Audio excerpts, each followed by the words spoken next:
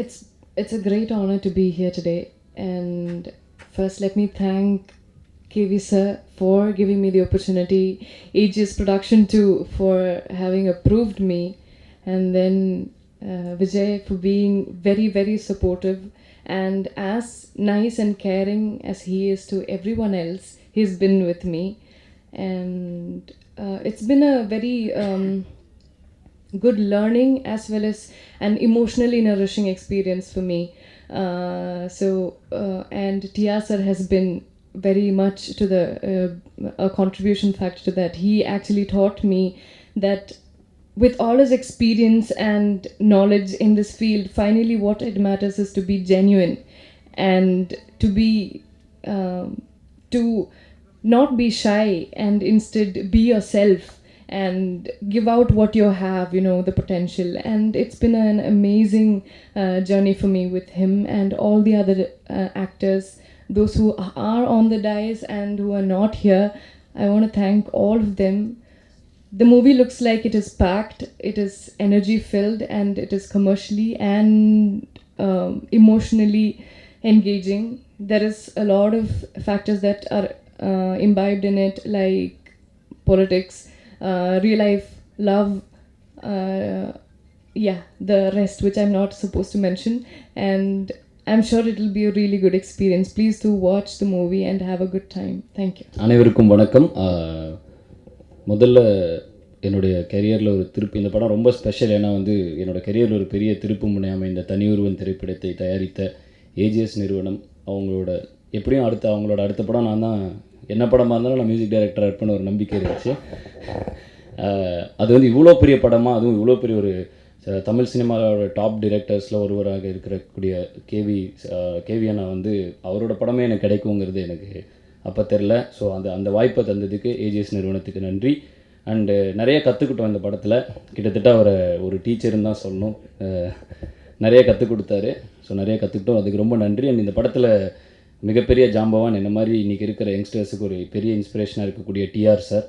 ஏன்னா வந்து நான் ஒரு படம் டிரெக்ட் பண்ணி இதெல்லாம் பண்ணுறப்ப, என்னப்பா எல்லாமே நீயே பண்ணுற அப்படின்னு யாரும் கேள்வி கேட்டு முடியாதபடி அவர் அதுக்கு ஒரு முன்னோடியாக ஏற்கனவே இருந்துட்டார். ஸோ நாளைக்கு எங்களை மாதிரி யங்ஸ்டர்ஸ் இந்த மாதிரி எல்லாத்தையும் நாங்களே செய்வோம்னு மல்டி டாஸ்கிங் பண்ண வந்தால் எங்களுக்கெல்லாம் ஒரு பயணியராக ஒருத்தர் இருந்திருக்காரு. எங்களுக்கு ரொம்ப ஈஸி, ஒரு ப்ளூ பிரிண்ட் இருக்கிறனால எங்களால் ஈஸியாக உள்ளே நுழைய முடியுது. ஸோ அதுக்கு ரொம்ப டிஆர் சார் கொடுத்த அந்த இன்ஸ்பிரேஷனுக்கு ரொம்ப நன்றி.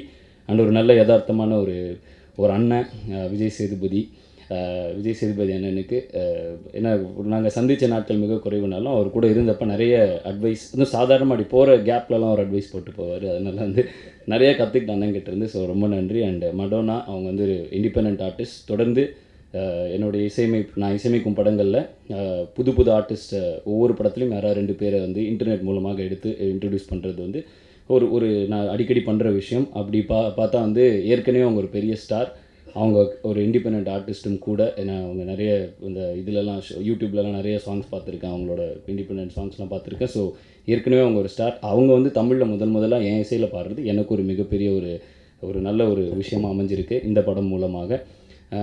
அது மட்டும் இல்லாமல் இந்த படத்தில் வந்து ஒரு நல்ல ரோல் பண்ணியிருக்க அவர் பேரே எனக்கு கமலேஷ் அப்படின்னு தான் ஞாபகம் வருது. ஏன்னா அந்தளவுக்கு ஒரு இம்பேக்ட் கொடுத்துருந்தாரு. ஸோ வந்து இப்போ ஸ்கை வாக்கர் அவர். ஸோ அதனால் அவருக்கு வாழ்த்துக்கள். அண்டு இந்த படத்தில் ஒரு முக்கியமான நண்பரை நான் சம்பாரிச்சிருக்கேன் அப்படின்னு சொன்னால் வந்து இது கபிலன் வைரமுத்து. ஜென்ரலாக என் படத்தில் அப்படி வரப்போ அப்படியே போகிற போக்கில் நானே பாட்டெலாம் எழுதிடுவேன். இந்த படத்தில் வந்து இந்த படத்தை கதையை உணர்ந்து கொண்ட ஒருத்தரால் தான் இந்த படத்தோட பாடல்கள் எழுத முடியுங்கிற கட்டாயம். ஏன்னா அந்தளவுக்கு ஒரு பயங்கர ஒரு டைட்டான ஒரு நாட். ஸோ இந்த கதை வந்து ஆரம்பத்திலே முடிவெடுத்தது என்னென்னா, கண்டிப்பாக இது வந்து யார் வந்து இது கதாசிரியரோ அவங்க எழுதினாலே இன்னும் பெட்டராக இருக்குங்கிறது எங்களுடைய நம்பிக்கை. ஸோ வேறு சாய்ஸே இல்லை, கபிலன் தான் வந்து ஒரே சாய்ஸ். அந்தளவுக்கு அண்டு ரொம்ப எனக்கு பிடிச்சிருச்சு. இப்போ தொடர்ந்து என்னோடய அடுத்த படங்களில் அவர் கூட ஒர்க் பண்ண ஆரம்பிச்சிட்டேன். ஒரு நல்ல நண்பரை இந்த படம் மூலமாக நான் சம்பாதித்திருக்கிறேன். அப்புறம் இந்த படத்தில் ஒர்க் பண்ண எல்லாம் கிரண்ணா, ஸோ நிறைய பேர் ஆண்டனினா, ஸோ எல்லாருமே பெரிய பெரிய டெக்னீஷியன்ஸ் இந்த படத்தில். ஸோ இந்த ஒரு படம் எனக்கு இந்த பாயிண்ட் ஆஃப் டைமில் கிடச்சிது. அதுவும் ஏஜிஎஸ் நிறுவனத்தோட 2வது படம். ஸோ இதுவும் எப்படி தனியொருவன் எனக்கு ஒரு டேர்னிங் பாயிண்ட்டாக அமைஞ்சுதோ அதே மாதிரி இதுவும் அமையும் அப்படிங்கிற நம்பிக்கை எனக்கு இருக்குது. கொஞ்சம் டஃப்பான படமாகவும் இருந்துச்சு. எனக்கு பயங்கர ரேசியான ஸ்க்ரீன் ப்ளே. ஸோ அதுக்கேற்ற மாதிரி பேக்ரவுண்ட் ஸ்கோர்ஸ். ஏற்கனவே ஆக்சிஜன் பாட்டு சார்ட் பஸ்டராக இருக்குது. அண்ட் பாரதியார் என்னுடைய தலைவரோட பாட்டை வந்து பாடல் வரிகளை இது மூலமாக, அதாவது என்னென்னா எங்கள் ஜென்ரேஷன் பசங்க தூக்கி போட்டு ஈஸியாக போயிடுவோம், எனக்கு அடுத்து என்ன இதெல்லாம் பழசாக இருக்குது அப்படிங்கிற அவங்களுக்கும் கொண்டு போய் பாரதியாரை சேர்க்கணும் அப்படிங்கிறதான் ஹிப்ஹாப் தமிழா அப்படின்னு ஒரு விஷயத்தையே நாங்கள் பண்ண ஆரம்பித்தோம். ஸோ இன்றைக்கி வந்து அந்த பாரதியார் பாடலை இந்த படத்தில் கதை எனக்கு திணிச்ச பாட்டு இல்லை, இந்த கதை கூட வர ஒரு பாட்டு. ஸோ அப்படி ஒரு பாட்டு, அதுவும் இவ்வளோ பெரிய டைரக்டர் படத்தில் கிடச்சிது, ஒரு மிகப்பெரிய ஒரு ஆப்பர்ச்சுனிட்டி. ஸோ அதை என்னால் முடிஞ்ச அளவுக்கு நான் நிறைய ஒரு 6-7 ஜான்ராஸில் அதை பேக் பண்ணி ஒரு ஜஸ்டிஸ் பண்ணியிருக்கேன்னு நம்புகிறேன். அண்ட் இது எல்லாத்தையும் தாண்டி இன்றைக்கி இருக்கிற படத்தில் நடிச்சிருக்கிற அனைவருக்கும் என்னுடைய நன்றி. இந்த படம் கண்டிப்பாக வந்து கண்டிப்பாக ஒரு நல்ல படமாக இருக்கும். நிறைய சமூக அக்கறையுடன் எடுக்கப்பட்ட ஒரு நல்ல கருத்துக்களை கொண்ட ஒரு திரைப்படம். அண்ட் அதுவும் கமர்ஷியலான ஒரு என்டர்டெய்னர். ஸோ இது எப்படி ஒரு தனியொருவன் எனக்கு அமைஞ்சதோ, அடுத்து எனக்கு இது இன்னொரு மைல் ஸ்டோனாக அமைகிற படமாக இதை நான் எதிர்பார்க்குறேன். உங்கள் எல்லாருக்கும் கண்டிப்பாக பிடிக்கும்னு நம்புகிறேன். உங்கள் எல்லாருக்கும் நன்றி. தொடர்ந்து என்னை சப்போர்ட் பண்ணிகிட்டு இருக்கிறதுக்கும், தொடர்ந்து இந்த பாட்டை ரிவ்யூஸ்லாம் பார்த்தேன், ரொம்ப என்னை சப்போர்ட் பண்ணி எழுதியிருந்தீங்க. ஸோ உங்கள் ஃபீட்பேக் எல்லாத்துக்கும் நன்றி. தொடர்ந்து நிறைய கற்றுக்கிட்டு இருக்கேன், இன்னும் நல்லா இம்ப்ரூவ் பண்ணி இன்னும் நல்லா பண்ணணும்னு ஆசைப்பட்றேன். ஸோ உங்களுடைய வாழ்த்துக்களுக்கும் எல்லாத்துக்கும் நன்றி. வணக்கம். மேடைகளுக்கும் பெரியவர்களுக்கும் பத்திரிகையாளர் நண்பர்களுக்கும் என்னுடைய பணிவான வணக்கங்கள். அநேகன் பட ஆடியோ லான்ச்சில் இதே மாதிரி என்னை மேடையில் கூப்பிட்டு உட்கார வச்சு இது முதல்ல என்ன தான் பேச வச்சாங்க. அது எனக்கு ரொம்ப நெருடலாக இருந்தது. காரணம், நான் மேடையில் போய் உட்காந்ததும் எனக்கு பக்கத்தில் சுரேஷ் சார், பாலா சார் உட்காந்துருந்தாங்க, தனுஷ் உட்காந்துருந்தார், கார்த்திக் சார் உட்காந்துருந்தாங்க. ஸோ இவங்கெல்லாம் யாருன்னா, அந்த அநேகன் படத்துக்காக 2 வருஷமாக கடுமையாக உழைச்சவங்க. நான் வந்து தெய்வங்கள் இங்கே திரவியம் இங்கேன்னு ஒரு 10 வரியில் ஒரு பாட்டு எழுதிட்டு நான் அவங்க பக்கத்தில் போய் உட்காந்து அதுக்கப்புறம் மேடையில் பேசினது எனக்கு ரொம்ப ஒரு மாதிரி நெருடலாக இருந்தது. ஆனால் இந்த மேடையில் அந்த நெருடல் கொஞ்சமும் இல்லை.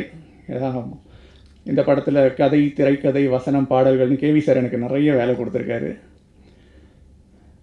பொதுவாக நம்ம கதைகள் எழுதும்போது அதுக்கான கரு வந்து ஒன்று நம்ம சுய வாழ்க்கையில் இருந்தோ இல்லை சக வாழ்க்கையில் இருந்தோ கிடைக்குது, வாழ்க்கையில் இருந்தால் கிடைக்குது.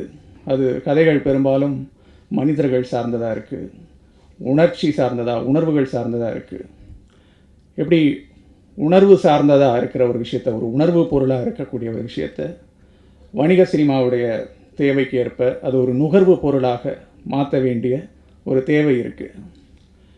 ஸோ இது மாதிரி ஒரு கலையாக தொடங்குகிற ஒரு விஷயத்தை ஒரு கன்சியூமர் ப்ராடக்டாக அது மாறுற வரைக்கும் இந்த ஒரு எண்ட் டு எண்ட் ப்ராசஸ்க்கு வந்து கேவி ஆனந்த் சார் கடைப்பிடிக்கிற படிநிலைகள், அவர் கடைப்பிடிக்கிற ஒரு அணுகுமுறை, அவருடைய மெத்தடாலஜிஸ், ஒரு ஸ்கிரிப்டை எவால்வ் பண்ணுறதுக்கு அவர் கடைப்பிடிக்கிற சில மெத்தடாலஜிஸ், இது எல்லாமே ரொம்ப ஒரு மிகச்சிறந்த முன்மாதிரி அப்படின்னு நான் நினைக்கிறேன். அது மட்டும் இல்லை, இன்றைக்கி இருக்கிற கால சூழலில் இப்படிப்பட்ட ஒரு கதைக்களத்தில் இப்படி ஒரு படத்தை எடுக்கிறதுக்கு ஒரு தைரியம் வேணும். அந்த தைரியத்தை தானும் வரவழைத்து கொண்டு மற்றவங்களுக்கும் கொடுத்து அவர் இந்த படத்தை எடுத்திருக்காரு. ஸோ அவருடைய ஒரு படத்தில் ஒரு எழுத்தாளராக இந்த தமிழ் சினிமாவில் அறிமுகமாவதில் எனக்கு மகிழ்ச்சி, பெருமை. அவருக்கு என்னுடைய மனமார்ந்த நன்றியை நான் சொல்லிக்கிறேன். இந்த படத்தில் சுபா சார் இருக்காங்க, சுரேஷ் சார், பாலா சார். இப்போ பார்க்குற மாதிரியே தூரத்துலேருந்து நான் அவங்கள பார்த்துருக்கேன், அவங்களுடைய கதைகள்லாம் படிச்சிருக்கேன். இந்த படத்தில் வந்து அவங்களுடைய ஒரு சிந்தனை ஓட்டன்றது வேறு, என்னுடைய ஒரு சிந்தனை ஓட்டன்றது வேறு. இப்படி 2 வேறு எழுத்தாளர்கள் ஒன்றா வேலை செய்ய வேண்டிய ஒரு சூழ்நிலையை அனுமதித்ததற்காக, அந்த பெருந்தன்மைக்காக சுரேஷ் சாருக்கும் பாலா சாருக்கும் என்னுடைய நன்றியை நான் சொல்லிக்கிறேன். ஒரு இளைய தலைமுறை எழுத்தாளருக்கு ஒரு மூத்த தலைமுறை எழுத்தாளர்கள் இடம் கொடுப்பது அப்படின்றது மிகச்சிறந்த ஒரு முன்னுதாரணம். அவங்களுக்கு நான் என்னுடைய நன்றியை சொல்லிக்கிறேன். அவங்கக்கிட்ட இருந்து எழுத்து ரீதியான விஷயங்கள் அப்படின்னு சொல்கிறத விட நிறைய மனித பண்புகளை என்னால் தெரிஞ்சுக்க முடிஞ்சது. அவங்களுக்கு என்னுடைய நன்றி. இந்த படத்தில் வசனம் வந்து இது எனக்கு கிடைத்த வாய்ப்பு அப்படின்னு சொல்கிறத விட, இன்றைக்கி நம்ம சமூகத்தில் குறிப்பாக இளைஞர்கள் மத்தியில் இருக்கிற நிறைய கேள்விகள், கோபங்கள், கொந்தளிப்புகள், இதெல்லாத்தையுமே வந்து இவ்வளவு பெரிய திரையில் பதிவு பண்ணுறதுக்கான ஒரு பெரிய வாய்ப்பாக எனக்கு தோணுச்சு. அதுக்கு கேவி சாருக்கு தனிப்பட்ட ஒரு நன்றியை சொல்லணும். இதில் ஒரு பெரிய சவால் அப்படின்னு எனக்கு பட்டது வந்து திரு டிஆர் அவர்களுக்கு வசனம் எழுதினது. அது வந்து ஒரு பெரிய சவாலாக இருந்தது. காரணம் இன்னைக்கு பார்க்குறீங்க, இங்கே வந்து இந்த மேடையில் நடிகர் உட்காந்துருக்காங்க, படத்துடைய நாயகன் அமர்ந்திருக்கிறார், அப்புறம் வந்து டைரக்டர், பாடலாசிரியர், வசனகர்த்தா எல்லாரும் உட்காந்துருக்காங்க. ஆனால் இந்த ஒவ்வொருத்தரும் ஒரு படத்தில் பண்ணுற ஒரு விஷயத்தை டிஆர் சார் வந்து அவர் ஒருத்தரே பண்ணியிருக்கார். கதை, திரைக்கதை, வசனம், பாடல்கள் எல்லாத்தையும் அவர் பண்ணியிருக்கார். ஸோ அவர் தொடாத துறையே இல்லை. ஸோ அவருக்கு வந்து வசனம் எழுதுனது வந்து எப்படின்னா ஒரு குற்றாலத்தையே குளிப்பாட்டின மாதிரி ஒரு அனுபவம்.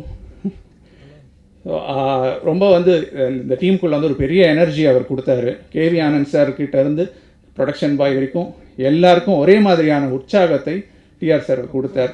அவருக்கு என்னுடைய நன்றி. அதே மாதிரி நண்பர் திரு விஜய் சேதுபதி அவர்கள், தென்மேற்கு பருவக்காற்று படத்துலேருந்து நான் அவருடைய ரசிகன். இந்த படத்தில் அவர் கூட பக்கத்தில் இருந்து பார்த்த பிறகு நான் இன்னும் தீவிரமான ரசிகன் ஆகிட்டேன்.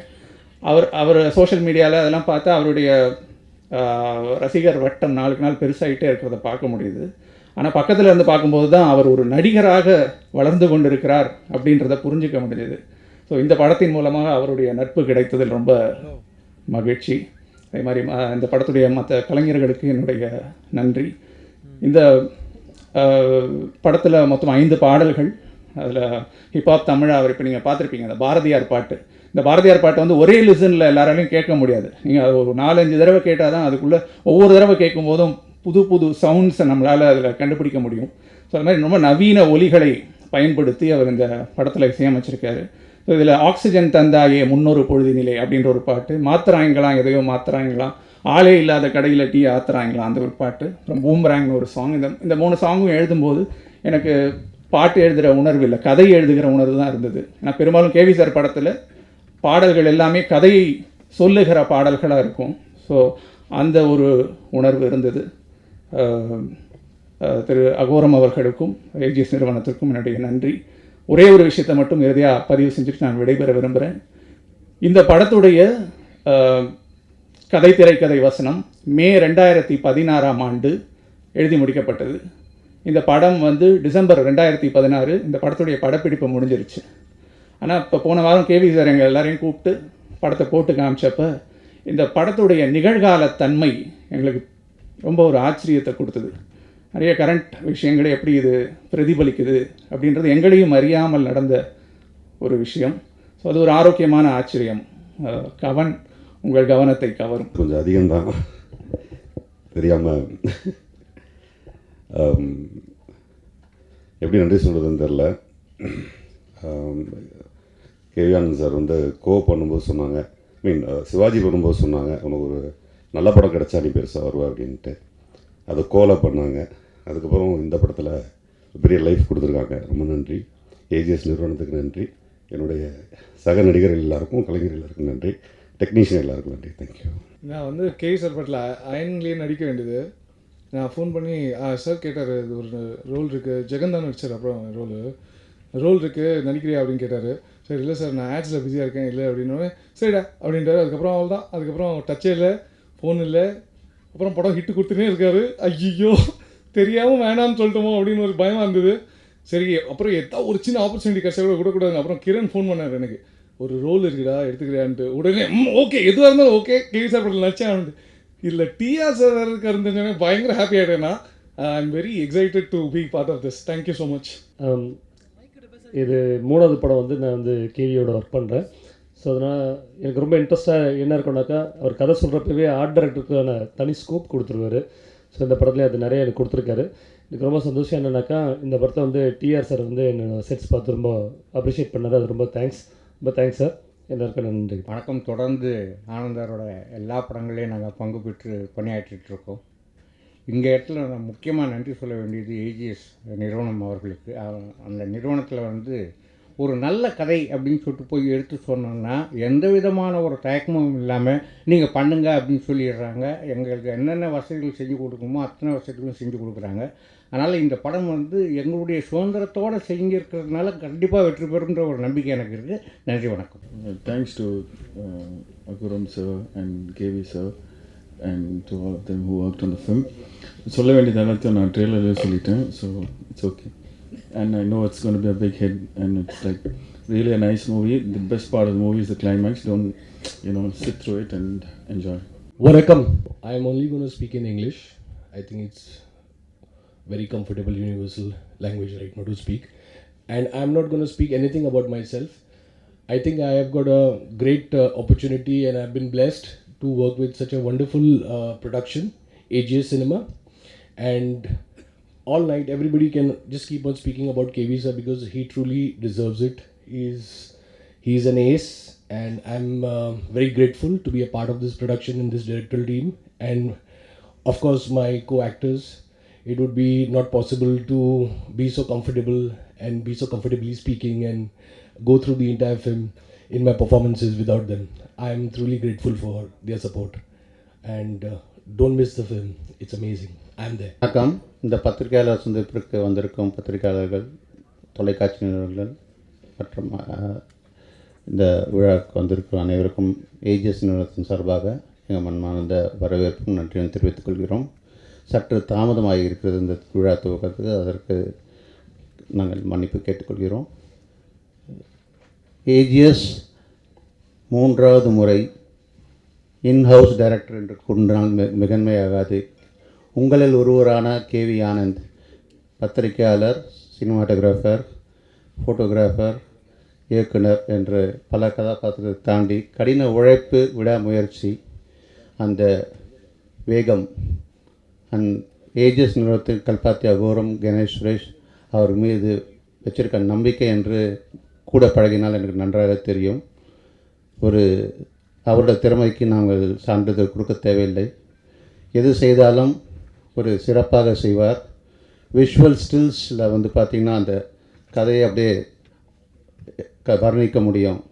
லைட்டிங் எஃபெக்ட்ஸாக இருக்கட்டும், எதுவாக இருக்கட்டும், அவரை மாதிரி சிறப்பாக செயல்பட முடியாது. அவரோட இருக்கிற அந்த அணி, கதை வசனம் பார்த்திங்கன்னா சுபா, கபிலன் வைரமுத்து, இசைக்கு ஹிப்ஹாப் தமிழா, கதாநாயகர் என்று கடின உழைப்பு, ஒரு விடாமுயற்சி, தன்னம்பிக்கை, சாதிக்க வேண்டிய ஒரு தீவிரம் என்றால் விஜய சேதுபதி சார்.